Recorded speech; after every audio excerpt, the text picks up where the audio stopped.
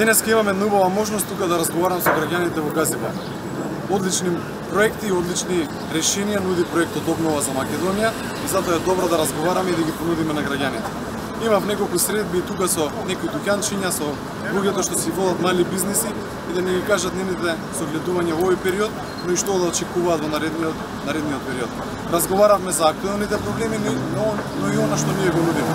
А тоа е подобар живот, подобри кредити и подобар бизнис план за сите нив.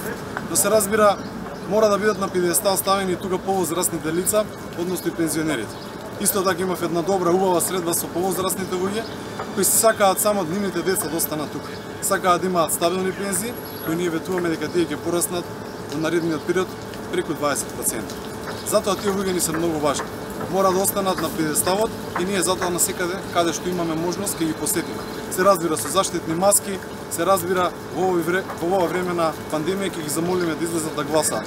А гледам дека они се охрабрени, сакаат да ни дадат поддршка и јас навистина сум благодарен за тоа. Но ние мора да направиме многу повеќе.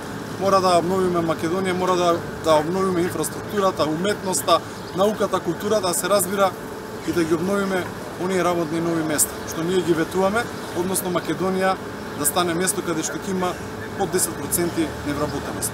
Затоа во наредниот период нека се очекуваат многу странски инвестиции, нека се очекува многу работни места, но за сето тоа да стигне, треба граѓаните да ни дадат поддршката и да гласаат за обновата на Македонија.